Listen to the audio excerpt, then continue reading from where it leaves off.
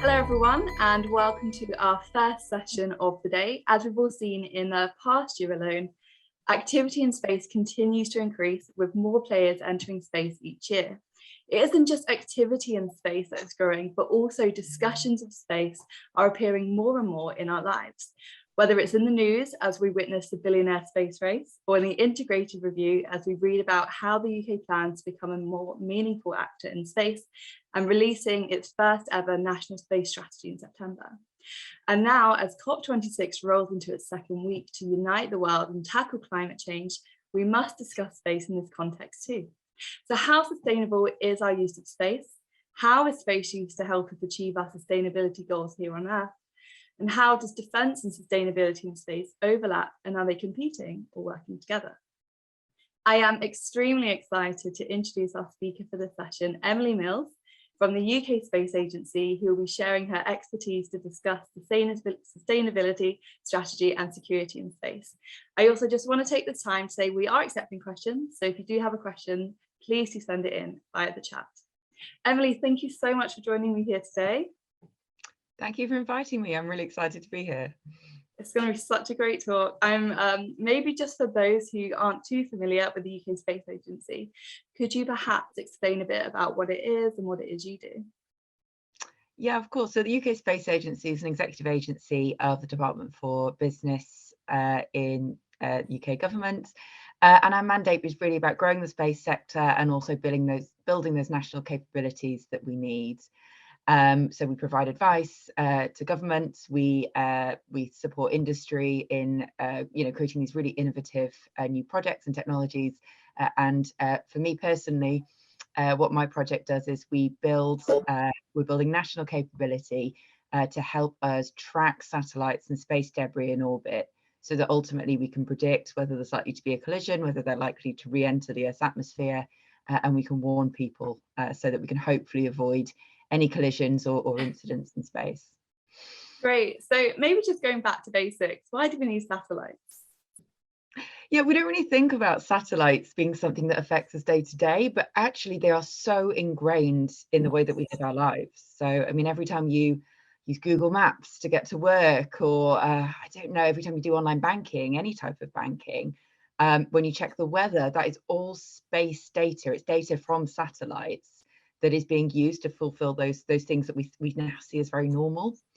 So we're really, really relying on space systems, and not just for things that we do, but actually for our critical national infrastructure. So the energy sectors, transport, health, agriculture are all really dependent on space systems. So it's critically important that we can keep them safe.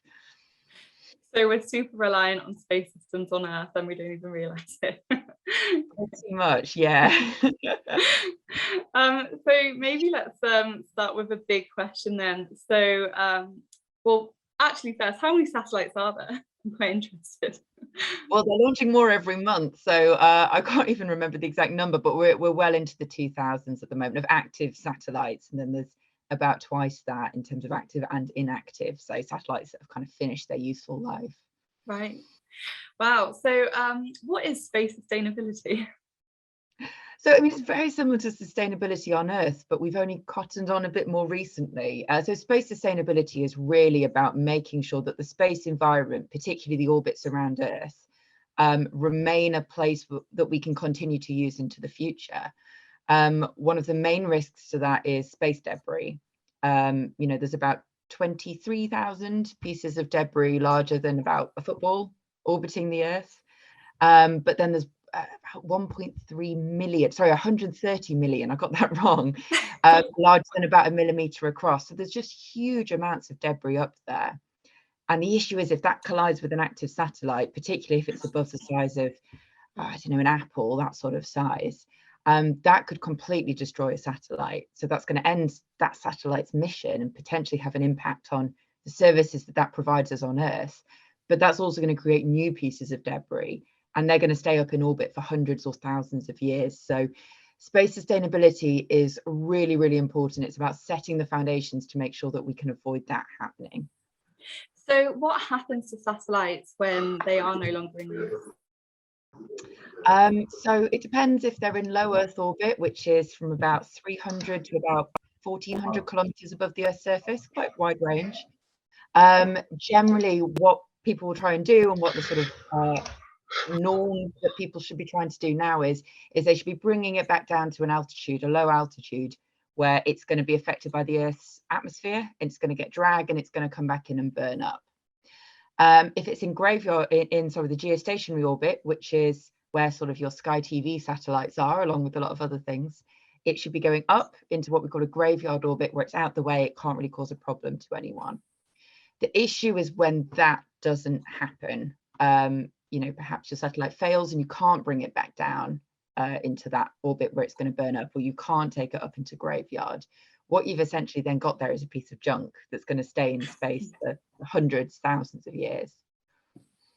So what is being done to help with these issues? Like, how quickly are we responding to cleaning up space compared to how quickly we responded to polluting the Earth and cleaning up the Earth? Well, we've been polluting the Earth for a lot longer. We've only really been putting things into space since 1957 with the first satellite. So we have reacted a little bit more quickly, but probably not quickly enough. We saw the first major collision in 2009. Luckily, there haven't been that many collisions because, especially off the back of that first one, people are really starting to understand what an issue this can be. So that collision created thousands of pieces of debris, which are still up in space today. But we can do things about it. That's the good news. And we do that all the way through a satellite's kind of life cycle. When a satellite is first, you know, when the mission is planned before we even built it, when we license satellites in the UK, quite a lot of our licensing process is around making sure that they've got a plan for safety and sustainability, and that, you know, they've thought through some of those issues. A lot of satellites nowadays are designed for demise, which is what we call it. When they re-enter the Earth's atmosphere, they're going to completely burn up. You're not going to get bits of metal raining down on Earth, which does occasionally happen. Once things are up there, what we do is what I do. It's space surveillance and tracking. So we try and track as many objects and as much debris as we can in order to predict if they're going to collide and warn them so that they can maneuver out of the way. How much time do you have to do that before you know they're going to collide? How much time do you have to work with? Is it a rush or?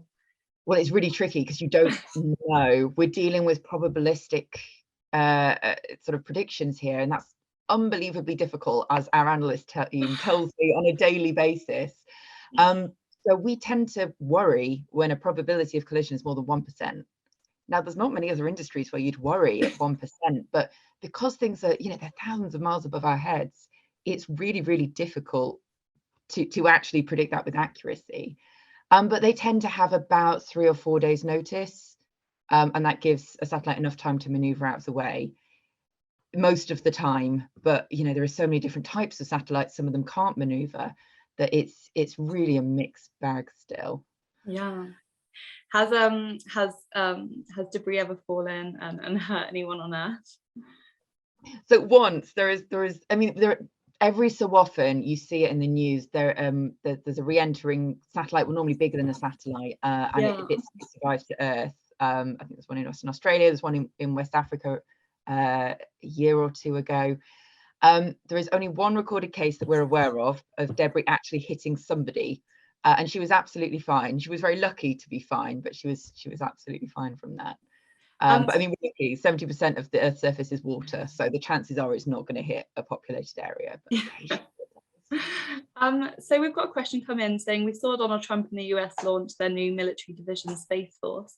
Is space the new military frontier, and how disruptive would it be if nations started disabling each other's satellites? Is this a real threat from rogue states? I mean, so I work on the civil side, so military is something my colleagues deal with. The UK launched the UK Space Command, which is a new combatant command around space. And I'm not sure it's combatant command actually, but it's a new command around space. And I think we are starting to recognize that there are dual use technologies and there are threats to space systems. There are, you know, there are 4 nations capable of kinetic anti-satellite weapons. That's essentially a physical attack on a satellite. there are other threats that we see, that are in the public domain. And because of the cost of going to space, these do tend to be from nation states rather than from, other actors. And what's really worrying about this is the effect that could have on sustainability. So there was a Chinese anti-satellite test, so missile test in 2007 that created something like 2,000 pieces of debris alone. It increased the size of the number of pieces of debris by something like 10% as a single test of an anti-satellite weapon. And that's really worrying, not just because of the military implications, but because it is implications on sustainability. So that's something that the UK in particular is working really hard through the United Nations to start to try and create some norms of behaviour and some guidelines about what constitutes the responsible use of space, to try and avoid different interpretations of the rules, and particularly, misunderstandings between each other, which could escalate, but which could also lead to the creation of debris. So it's a really active area of discussion. It's something that's got a lot of support internationally. But as we all know, the UN is not a quick process of achieving international consensus, but it's really, really important. So whose responsibility is it to look after space, to help clean it up? Is international cooperation in space cleaning up really, really important, or can it be a solo mission? Look, international collaboration is absolutely key to space, because ultimately no one nation owns a bit of space. All these satellites are orbiting the Earth all of the time. And we all have a vested interest in making sure that we can keep the environment sustainable, because we all need to use it. So collaboration is key. We do a huge amount of collaboration through the European Space Agency, which is completely separate to the EU, with the largest contributor to the ESA Space Safety Programme, which is where we develop some new technologies and some of the new joint missions around keeping space sustainable and safe for use. And we also collaborate a lot with international partners, particularly on space surveillance and tracking, because it's far too big an issue to try and manage as one country.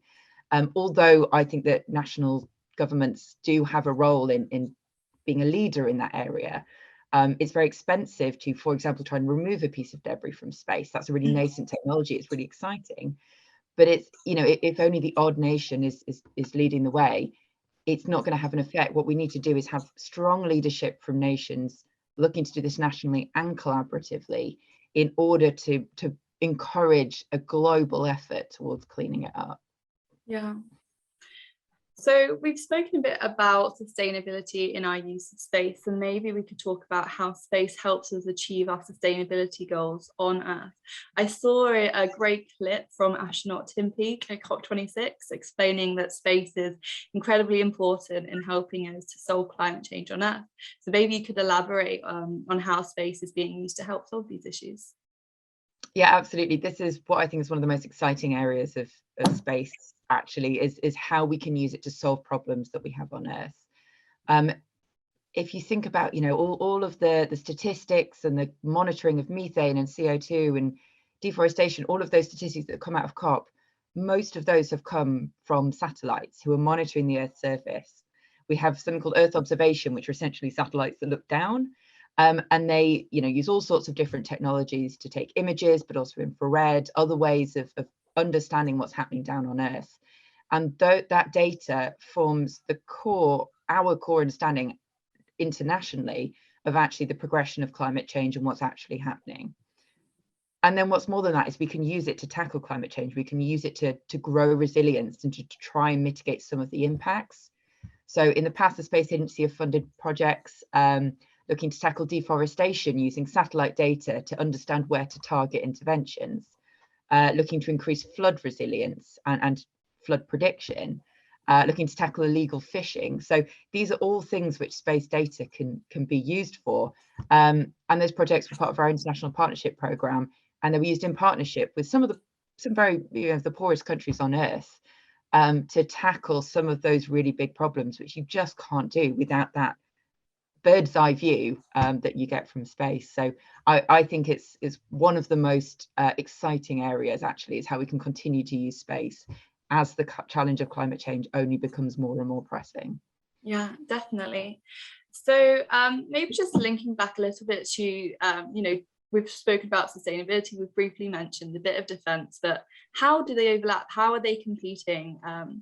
So I saw in the National Space Strategy, it mentioned that we need to be aware of, ready for growing threats such as satellite jamming, cyber attacks, an increase in anti-satellite weapons altogether. And it made the point that in the unlikely event the UK were deprived of access to global navigation satellite systems, the impact on our economy could be as high as £5.2 billion lost in just 5 days. So like you were saying, that reliance, we have a huge reliance on space technologies. And at the same time, we are growing vulnerable, more and more vulnerable to space-based threats and attacks, like creating an even more heightened need to protect our economy and our national security, as well as trying to achieve our sustainability goals. So how can we do this? How does defense and sustainability in space overlap? Are they competing? Are they working together? It seems we've got a big task to do. We definitely have a big task to do. Ultimately, civil and military goals in space on this topic are the same. We need a safe and sustainable environment that we can continue to use to do all the good things that we do with space. And internationally, it's the same.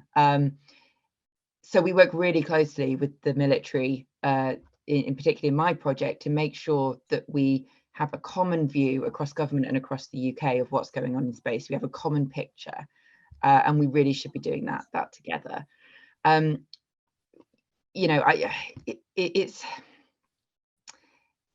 It's really tricky because there's so many new technologies coming in, and they're coming in really quickly. Some of those technologies can be dual use, so a satellite that goes up and services a satellite while it's in orbit, which is a fantastic technology that can extend the lifetime of satellites and make them more economically, but also environmentally, sustainably viable. Yeah. But any satellite which can get close to and interact with another satellite has the potential to be used as a weapon. So I think for me, the first thing we need to do is have this common operating picture, and that's what we're working on with the military.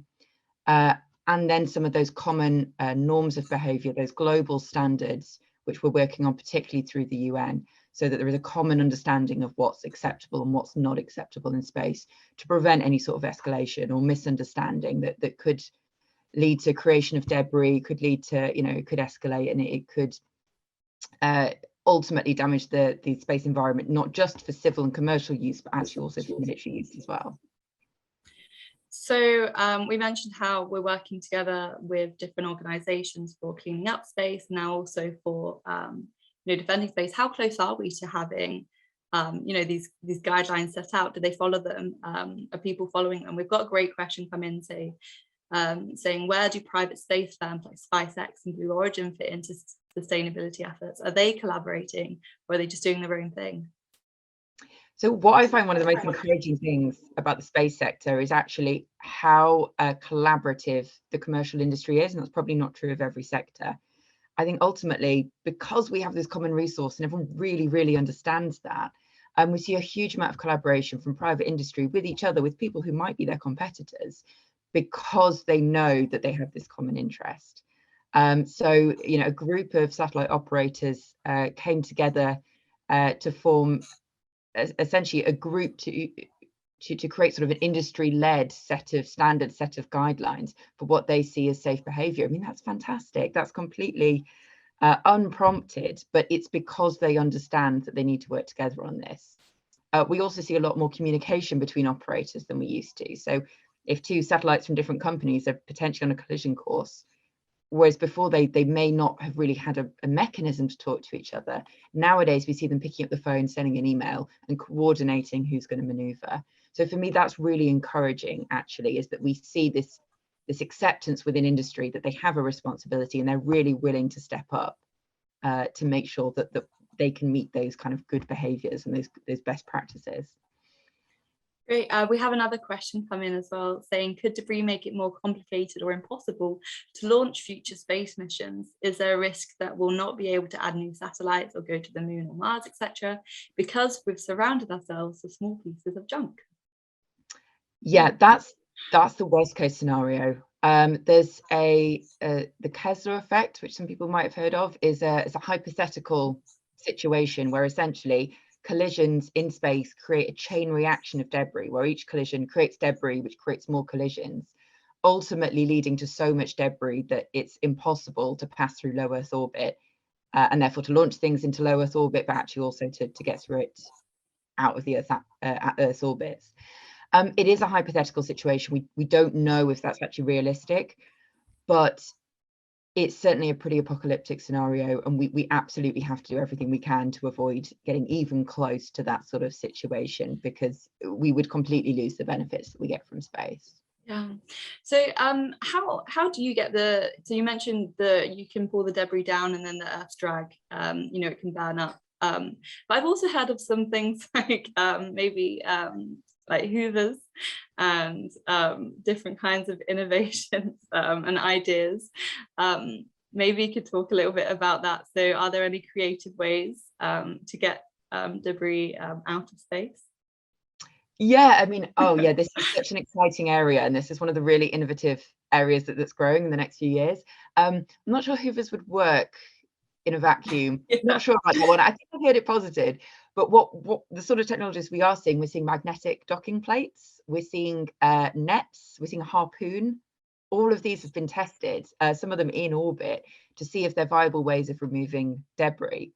So the UK, we actually support a lot of these efforts. We've just announced funding for 2 feasibility studies looking at a national mission to remove pieces of debris from orbit. And that's just been recently awarded to 2 firms called Astroscale and ClearSpace, with bases in the UK, who are going to be looking at that.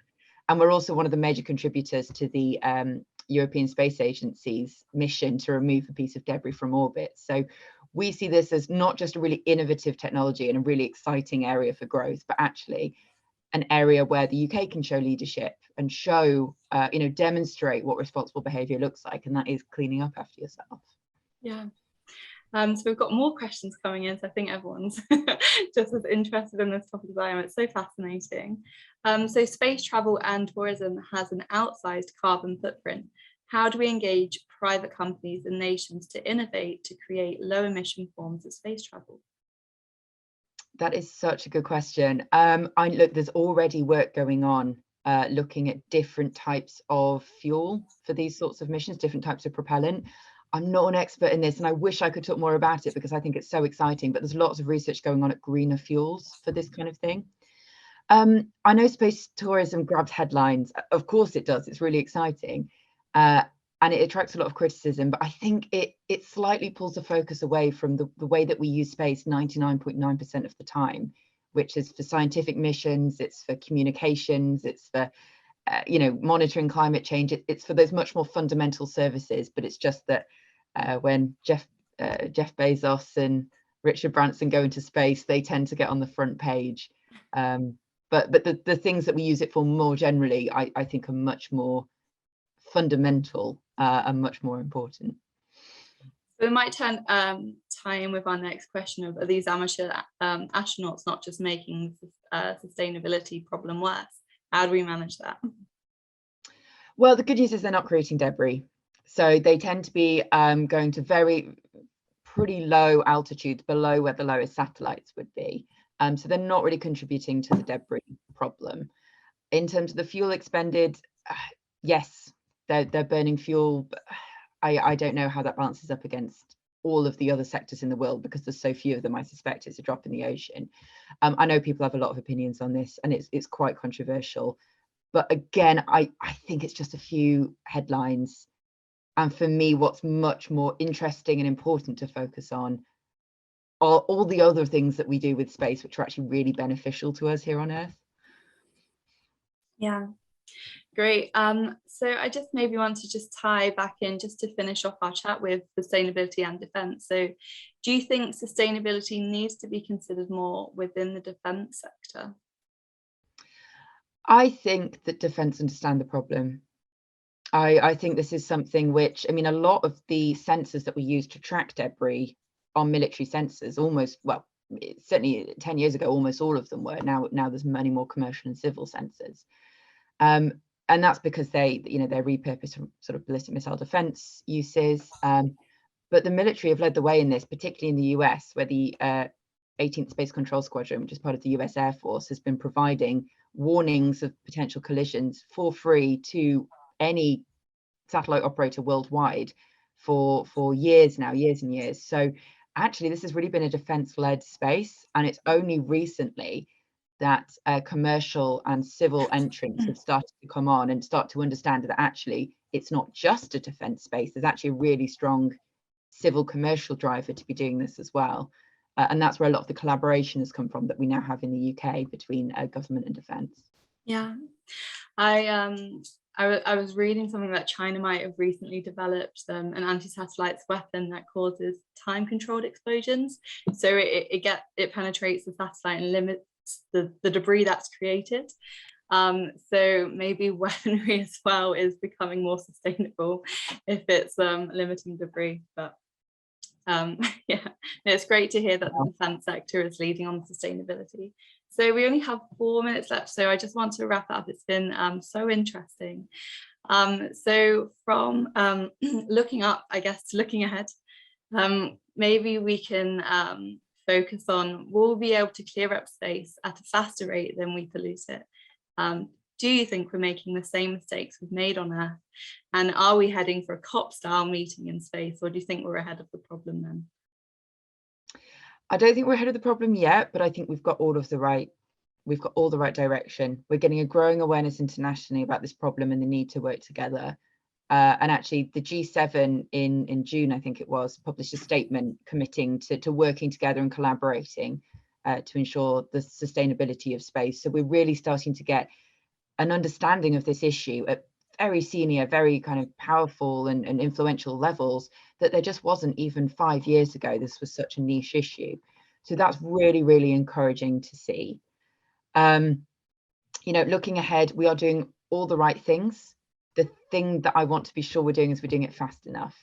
So, yeah, you know, like I said, this removal of debris from orbit, this technology is evolving really, really quickly. And there are now lots of different actors all looking to do these missions. That's fantastic.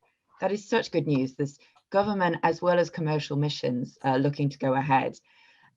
We're starting to see more of this acceptance of the fact that there should be norms of behavior, and that's about being responsible. It's about sustainability. Yeah. We're starting to see loads of collaboration between government, defense and commercial sector in tracking debris and trying to avoid these things in the first place. And we're also starting to see satellite operators thinking from the very beginning of their mission planning about how they can make sure their missions are sustainable. If a satellite fails in orbit, how will they make sure it doesn't just stay up there as debris for decades to come? So I'm really encouraged by what we're seeing. And I think we're really going to have to watch this space, but I'll certainly be continuing to push for more collaboration, because I think that is really the way that we're going to get through this problem. And the signs, I think the signs are good. Brilliant. We have one more question that's just snuck in, so I'll just ask it now. What is the future of space mining? There are undoubtedly a wealth of resources that can be mined from asteroids and comets. How much of a difference could that have on future mineral sourcing and possibly helping the environment on Earth by reducing the mining that takes place here? I'm afraid that is very much not my area. So I don't know much about this, I'm afraid. It's going to be quite a disappointing answer. It's quite controversial. I know it's something a number of countries are looking at, but I'm really not aware of what's going on beyond that, I'm afraid. Sure, no worries at all. So my final question then.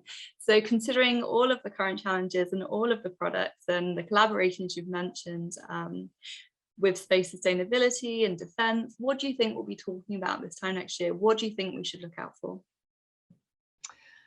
I think we are going to see some more headlines on this, good headlines. I think we're going to see more missions being announced to explore active debris, so removing debris, which I think is really encouraging. I think we're going to see more consensus internationally, or particularly through forums like the UN and other kind of more specialist forums, about how we tackle some of these big issues. So I believe the latest resolution is going to the UN General Assembly, I think later this year. So I think we're going to see some real movement there. And I think we're going to see more bilateral and multilateral cooperation between nations on quite practical ways of implementing this. So performing space surveillance and tracking, co-funding missions, you know, all these sorts of things. I think we're going to see some more really exciting projects going on there. Great, I can't wait. I'm so glad we're ending on a high, on a positive note. That's great. So thank you so much for such an incredibly fascinating discussion, Emily. You've certainly given us all a lot to think about, and I'm really looking forward to seeing the good news, the good headlines in the year to come. So thank you all as well for joining Emily and me. Next, we have, we'll go from discussing international cooperation in a space context to a digital one, as our next panel at 10:30 focuses on how to create a digital trade ecosystem around the world. So thank you again, Emily. Thank you all, and see you then. Thanks Bye. very much.